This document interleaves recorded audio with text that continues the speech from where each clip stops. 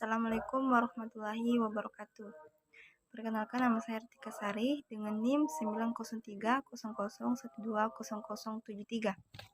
Jawab beberapa soal ujian tengah semester. Yang pertama itu perencanaan dapat dilihat dari beberapa sudut pandang dan jelaskan jenis-jenis perencanaan yang dimaksud.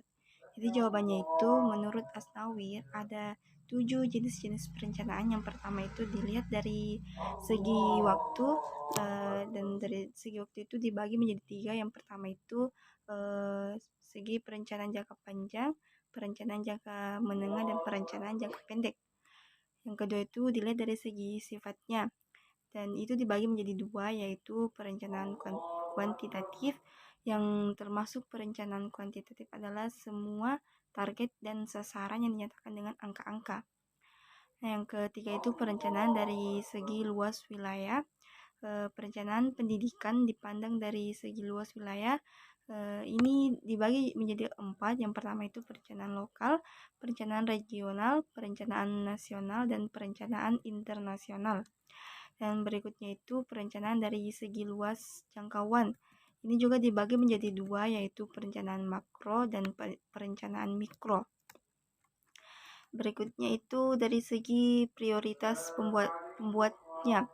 Ini dibagi menjadi 3, yaitu perencanaan sentralisasi dan perencanaan desentralisasi.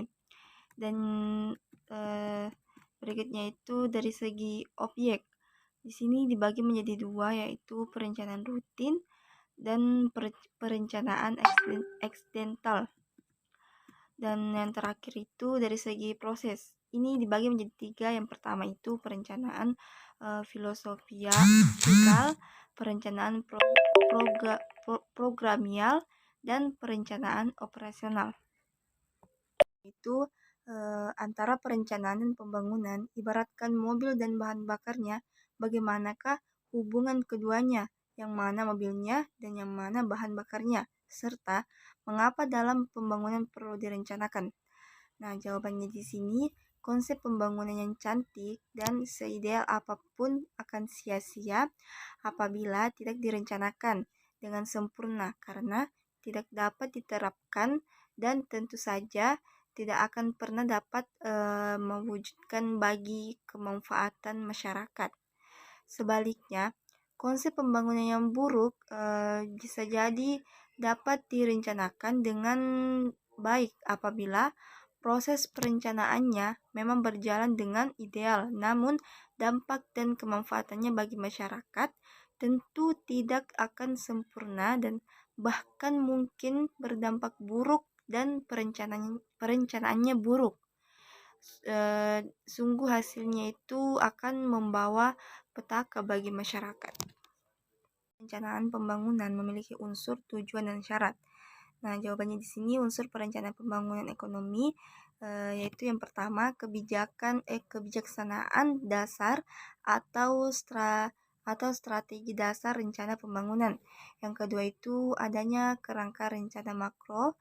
Yang ketiga perkiraan sumber daya bagi pembangunan, khususnya sumber-sumber pembiayaan pembangunan. Yang keempat itu uraian tentang kerangka kebijaksanaan yang konsisten, seperti misalnya kebijaksanaan fiskal,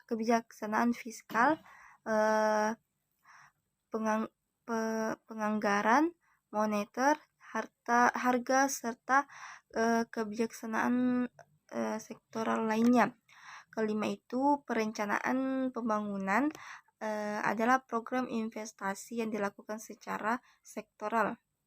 Penyusunan program investasi ini secara sektoral dilakukan bersama-sama dengan penyusunan rencana-rencana sasarannya.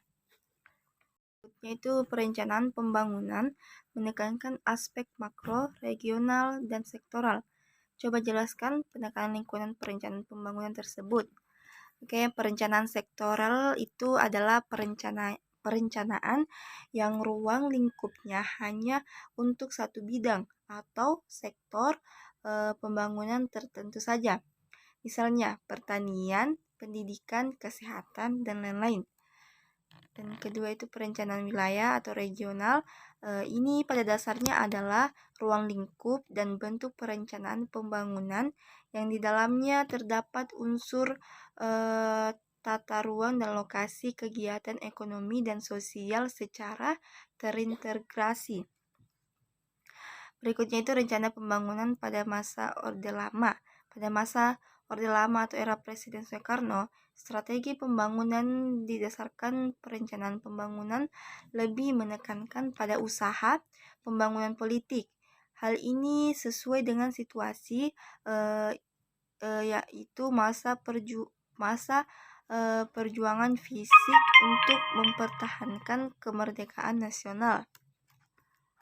Berikutnya itu rencana pembangunan jangka panjang nasional di era reformasi, ketiadaan garis besar haluan negara atau GBHN di era reformasi telah mendorong Presiden Susilo Bambang Yudhoyono menghadirkan UU nomor 17/2007 tentang Rencana Pembangunan Jangka Panjang atau RPJP Nasional tahun 2005 sampai 2025.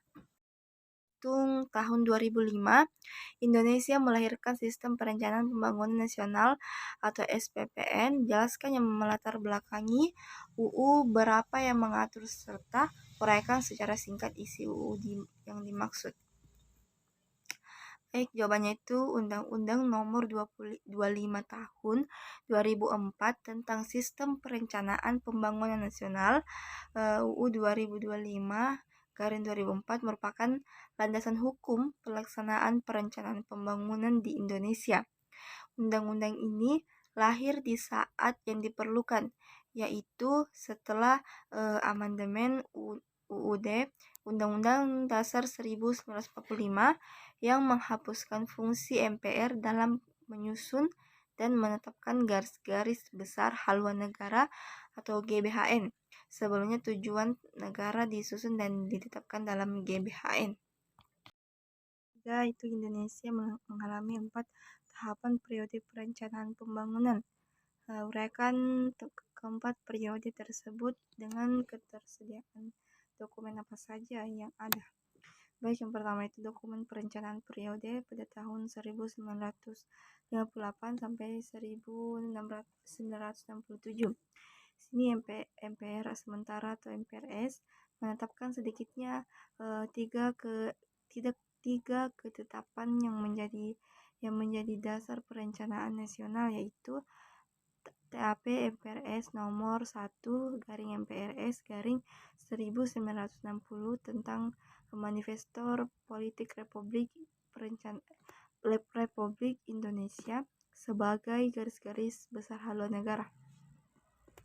Yang kedua itu dokumen perencanaan periode 1968 sampai 1998.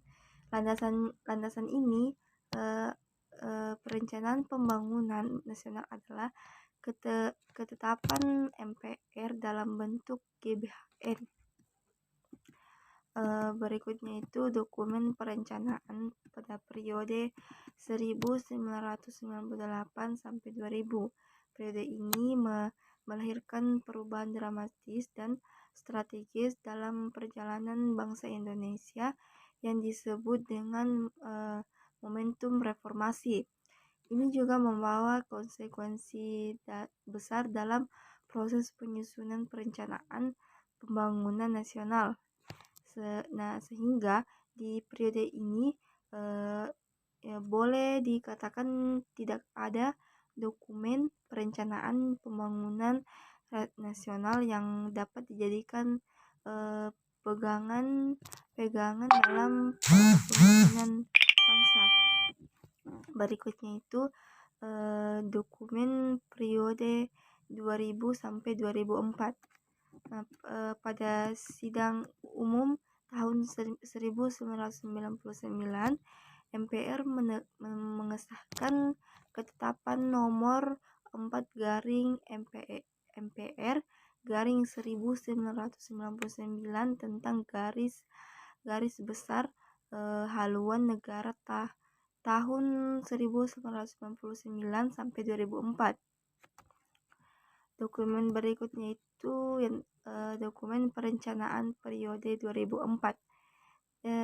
Hingga sekarang ini dokumen perencanaan terkini sebagaimana diatur dalam Undang-Undang Nomor 25 tahun 2004 tentang Sistem Perencanaan Pembangunan Nasional atau SPPN.